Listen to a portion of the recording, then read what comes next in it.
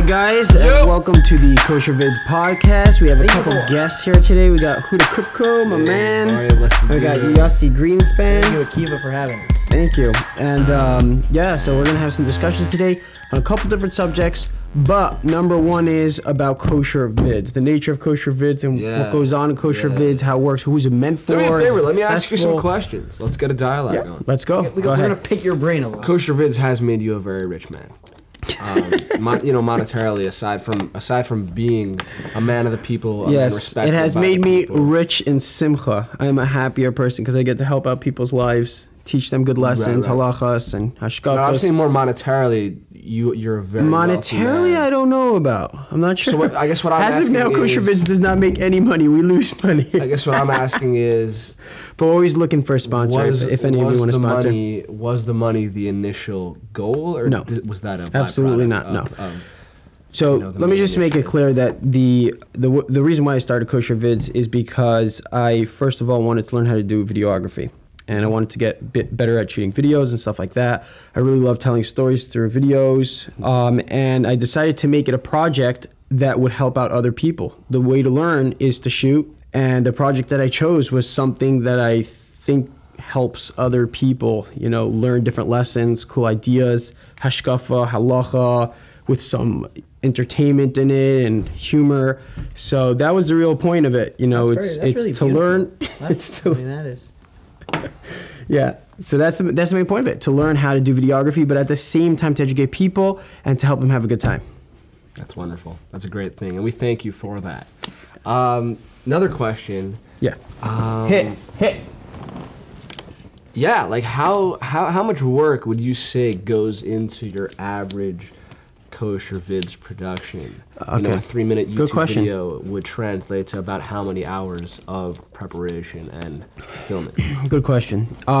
People have no clue how long it takes to shoot a movie or a video, even a 2-minute clip. On average, I'd say if it's like one of our regular 3-minute clips, you're probably looking at 25 hours of work. That includes like shooting, probably like 4 or 5 hours. And then it depends really on the clip. Sometimes it could just be 10 hours of editing. Sometimes it could be 20 if there's special effects and like special things going on. So it is a lot of work. There is, learning curve also for me. I'm learning on the job. So sometimes things take longer because I have to learn how to do that effect and look up how to do it. But in general, they do take probably, I'd say, about 20 to 25 hours for a 3-4 minute clip. Yeah. Terrific. Which Kosher Vid character would you say has been receptive by the viewing population best? Okay, honestly, I think yours might have hit the high number over there. Yeah. Wow. That's the right answer. He was the janitor. He was the janitor. I had no lines also. Yeah. Which one was that? The janitor, the coolest janitor. Look it up if you didn't see it. Yeah. He did a terrific job. Give it a watch. Tons of compliments. We know who wrote the questions here. Yeah. So I did get a good reception from that. I think that you know what's definitely funny out there. about that video was later that summer, this past summer, I actually worked as a janitor for 2 weeks. Yeah. No, I'm not joking. Is that really? Yeah. Oh boy, somebody must have watched the video and said, "Hey, this guy's good." No, yeah, and an extremely ironic, sequence of events. I was hired as a janitor by a college, and I did do janitorial work, and doing it as an actor once, the idea definitely resonated with me, but being an actual janitor, that was the real deal. And cool. Experiencing it in real life, yeah. Cool. It was a humbling experience. I want to know, how long ago exactly was it when you first really began this operation? Good question. I would say it's about 3 or 4 years ago. The reason why this whole Kosher Vids thing, the way it started really was that I'm very into horror. I like scary stuff. And I had a cool idea for a horror video. And I did not want to start becoming a videographer or anything like that. I just wanted to tell a story of this idea I had in my brain and put it on video. I wasn't planning on becoming a professional or anything like that. So it ended up being about a 3 or 4 month project. It's an hour-and-a-half video. It's online. It's called Paranormal Brachas. It's embarrassing to watch because it was like my first real video / movie that I made, and we shot on, like, I borrowed a hand cam from somebody, and we had no idea what we were doing. I was just doing it on the fly.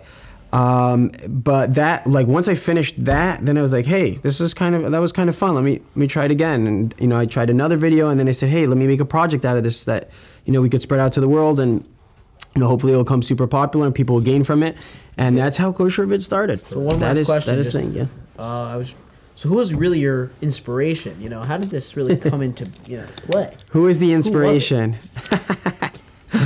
What was the inspiration? I don't know if I'm allowed to say this, but when I was a kid, I used to watch a lot of movies. No. But like, they don't have kosher. No, Baruch Hashem, like, but I'm saying, like, they don't have so many kosher movies and things like that. So I think that it would be cool to, like, make more kosher stuff, because there's so much that you can learn from videos or movies, and there's such good lessons. But unfortunately, today's movies and all that media is full of garbage and, like, really bad information, lessons, or concepts that can ruin people's brains. So it's kind of sad that such a powerful tool is used for something so negative sometimes. So I'm hoping that we can show the world that there's something with this powerful tool that we can help people grow with. That's fantastic. I think there is a lot of stigma, when it comes to, What does the word stigma mean? That's a good question. I learned it recently. Stigma is an interesting word. I think it means like uncomfortability. Like if there's a stigma between me and you, it's like, well, I see you and I gotcha. Confront. Gotcha. Could be that's wrong. You should probably look it up for yourselves. All right, stigma. Word of the day. So how did I say stigma?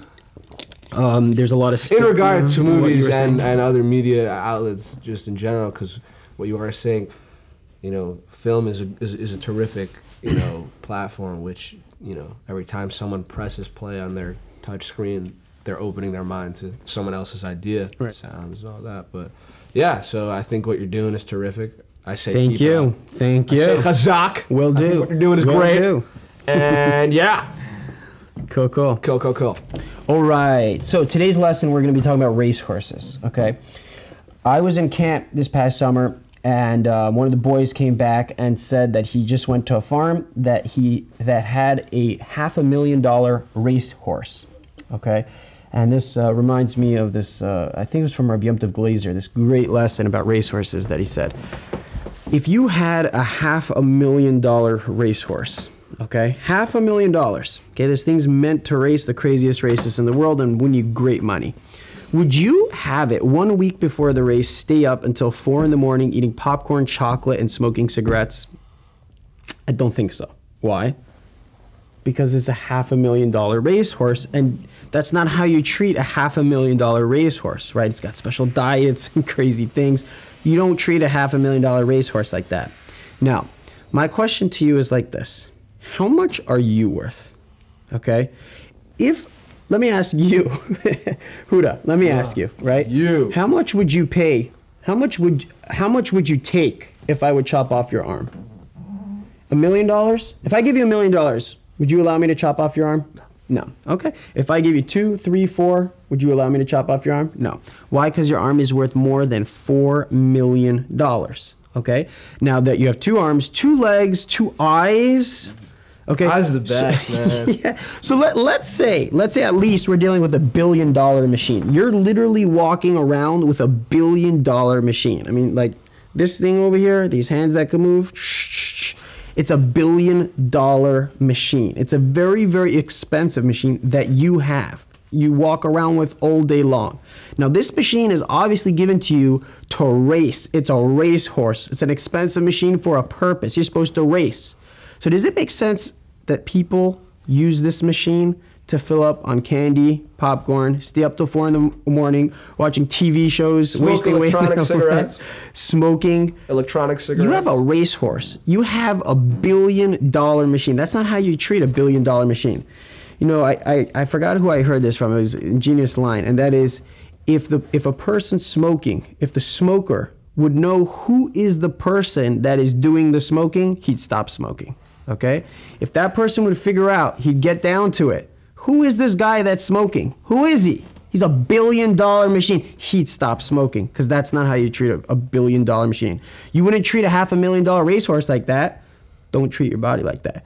Be kind to your body. Be gentle to your body. We are not Toyota Priuses, ladies and gentlemen. We're Maseratis. We are Range Rover. We are Bugattis. Every person is a Bugatti. Jeep Grand Cherokees. Best Lambos. That's correct. That is correct. It should be on our minds, and you know, taking the idea furthermore, if I may. Yeah. If I may. Go ahead, please. You know, You're doing good. Toyota Prius, you drive on the well-paved roads and avoid the potholes and all that.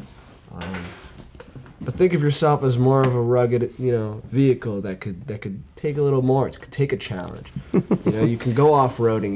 You can go on the uneven, you know, gravel roads and explore and do things that you thought you couldn't do. You know, you could. Got you. You could push yourself, and through taking that sharp right turn off the paved road into the unknown, you could see some dope Interesting things. You could see some cool sights. I just, you know, I feel it's extremely important to always, we have to keep in mind our greatness, see our greatness, know our greatness. Definitely. You know, it's a huge idea, you know, huge integral part really to I grow. believe Farkas said a similar idea.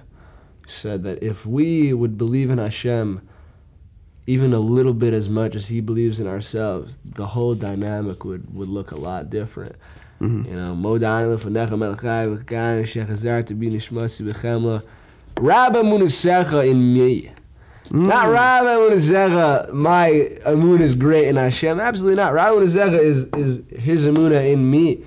If Hashem gave you back your neshama, if you woke up this morning, Hashem's like, all right, let's get it. Doesn't matter where you fell asleep last night and in what state that was.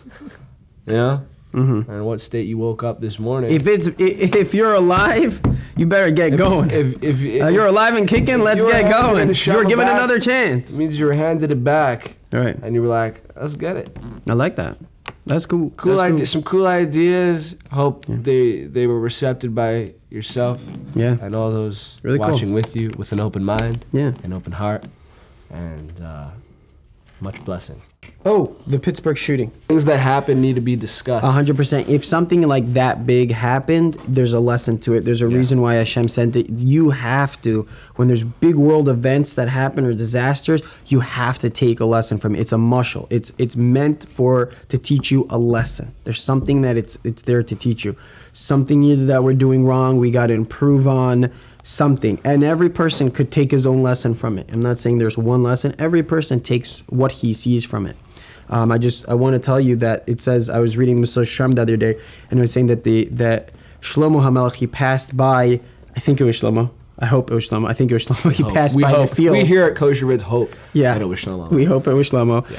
And he passed by a field full of thorns and weeds and things like that, and it was the field of a lazy person. And it goes on to say that, you know, it doesn't pay to be lazy.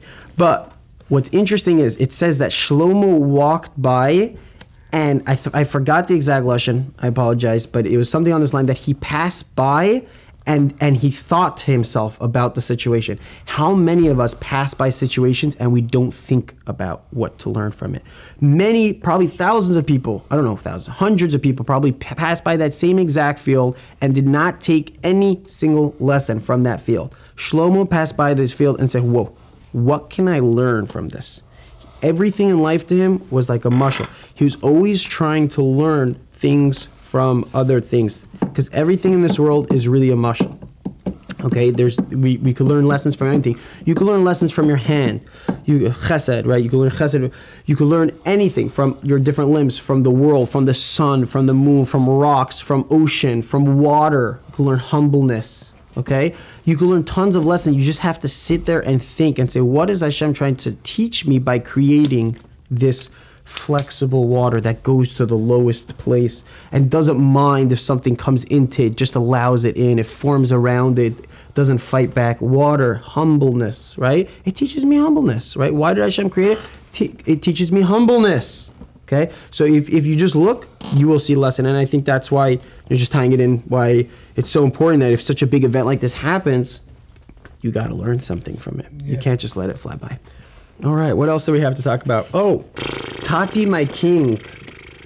What do you think of Tati, my king?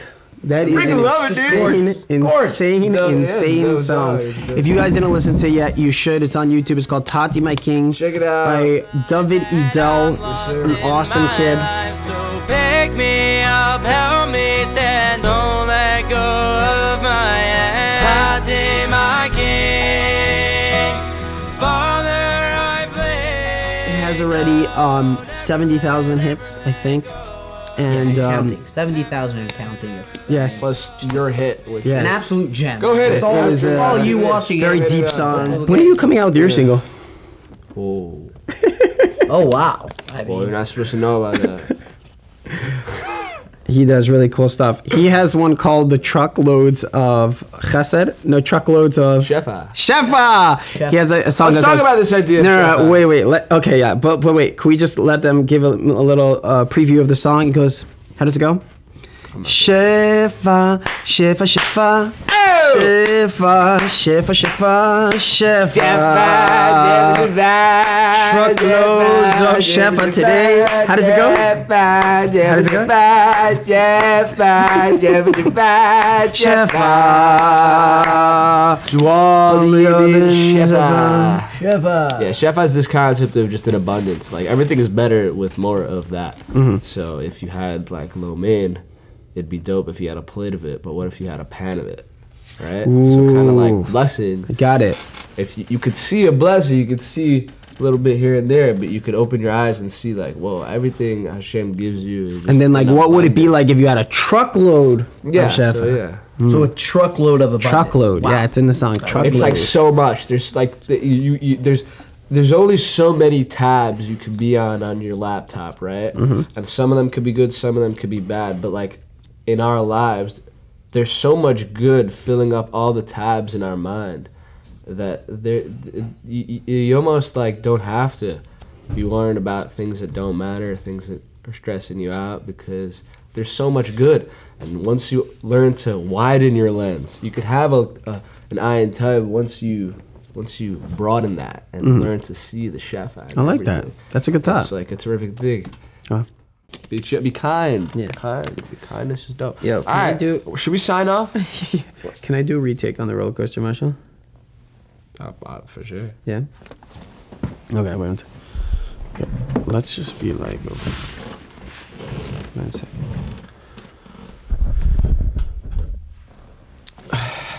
Okay. Hokey dokey. Are you ready for this? Okay. You guys got to listen because this is going to change your life if you listen closely. And I'm not joking. I'm very, very serious about this. Okay. You need to go on roller coasters. Do you go on roller coasters? I do. Good. Okay. If you don't go on roller coasters, get yourself a ticket to the amusement park and go on a roller coaster. It's very important for your growth. And I'll explain to you why. Okay. This is what's so interesting about roller coasters. When you go to an amusement park, there are two different people. One person is out there buying food, and the other person is on the line to go on the roller coaster. What's the difference between these two people? You go to the guy buying food. I'm sorry. The guy buying food doesn't want to go on the roller coaster. He says, I'm too scared. Right? Okay. And then there's the guy that goes on the roller coasters. What's the difference between those two people? You go to the guy that says, no, I'm not going on the roller coaster. I'm just going to buy food and play games all day. Why? He'll tell you, because I'm scared. Because I'm afraid. Why would I do something that I'm afraid to do, right? Go to the other guy that's on the line to go to the roller coaster, just paid $100 to get in, to go on this roller coaster. Ask him, why are you going on this roller coaster? You know what he's going to tell you? Because I'm scared. I am scared.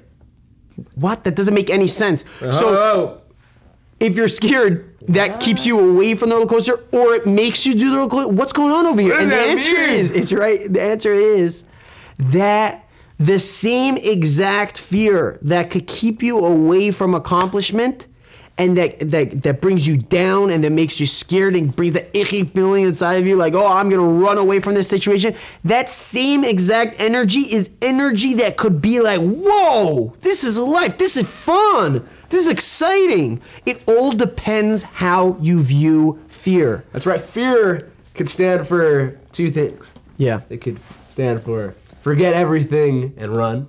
Or it could stand for face everything. Face everything. And run! And fantastic. Okay? So, So that's what I'm trying to say. The same exact. Wait, you with me? No, I'm here. I'm still here. How you doing? So that's the thing. The same exact thing that could be used to keep you away from that same thing could be energy. Oh my gosh, I love this. Right now, I understand. Okay, I understand that that's talking about roller coasters. And roller coasters, how important is a roller coaster? Okay, I'll be honest. How does that? But have the anything roller to do coaster. with my life. Exactly. The roller coaster is a muscle. It's a muscle. If you could do that outwardly in a physical action, it can cause a lot of things, a domino effect in the insides. The chitzonios are miras sapnimas. It's more the insides. If you could start facing your fears that you're scared of, you hate going on, but you force yourself, you say, I'm going on this roller coaster, and you're like, yeah, and you're like, yeah, I'm gonna love this. And, yeah, this is life. My heart's pumping. That's where I'm at. That's who I am. Wow, I like this. Yeah. It's going to have a domino effect if you allow it to. That you will be less scared to, or maybe not even less scared. Maybe you'll still be scared to face, some big fears in your life, but you will face it with pride and pleasure. It will be fun. When I go to Dovid for the Amid, if I'm scared, I'm gonna go up there and I'm gonna say to myself, you know what? I'm gonna lead the boys. I'm gonna lead the boys in prayer. I'm gonna embrace this. I like it when my heart's pumping and I'm all nervous. That means I'm alive and kicking because that's what life's about. Life's not about being on the other side. Life's not about just not doing any work and not having to face any of your fears.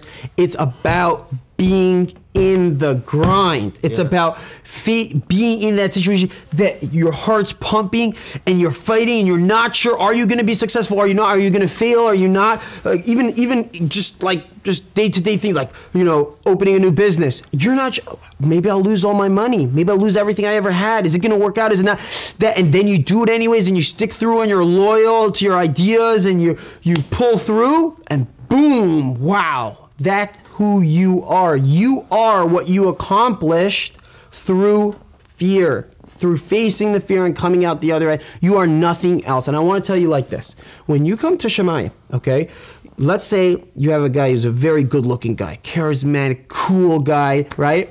So, and everybody likes him, popular guy, super popular guy. When he comes to Shemayim, it could be he is nothing. And it's the scariest thought to think about such a thing. When he comes to Shemayim, you know what they're going to tell him? You know what Hashem's going to say to him? Where are you? And he's going to say, what do you mean? Where am I?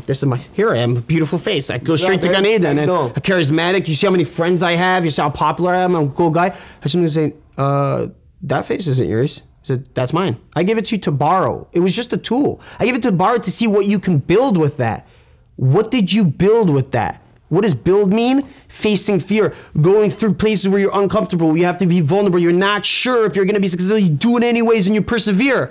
Did you do that? No? Oh, so yeah, you are nothing. That face wasn't yours. You never earned it. You didn't work a stitch for that beautiful face. Not a stitch. Not a stitch. You didn't, all the tools, your hands, your feet, that's not, I gave that to you. Did you work for that? You didn't deserve it. I gave it to you as a tool. I wanted to see what you'd create with that. Were you makar of people with your charisma and your coolness and right? Did you do anything great with it? No? Oh, so then who are you? I'm sorry. We can't let you in over here. This is meant for people that persevere, that work through fear. Now, that's what life's about. Life's about going through the grind. It's a war zone. Now, you're thinking in your brain like, oh my gosh, like this guy's depressing. That's what I was thinking. That's probably what you're thinking. This guy's really depressing. Yeah. This guy's depressing me. Like, oh, the whole life's about a war. And like, so what, I'm supposed to be depressed my whole life and just sad, walking around like, oh, this place stinks. Nah, dude, it's fun. Or not. Or that's the source of fun. Dude, that is what fun is. Like the roller coaster. Like one guy's like, roller coaster, fear. Oh, I hate it. I'm running away from it. And the other guy's like, no, actually embrace it. Yeah, that's actually, I like that.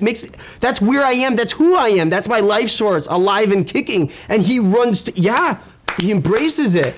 If you could learn how to celebrate, how to enjoy yourself on the war zone, if you could learn how to enjoy yourself on the war zone and to celebrate in war and be like, yeah, man, shh, and enjoy that and be fun, that's what this world's about. If you could enjoy it, you are going to be a successful person. You're going to be a star. Yeah, because once again, by definition, accomplishment, by definition, there's no such thing as accomplishment that does not have it with it some fear, some uncertainty, some vulnerability that you had to go through. It's impossible to have any true accomplishment. Think back at any accomplishment in your life. Think, any accomplishment in your life.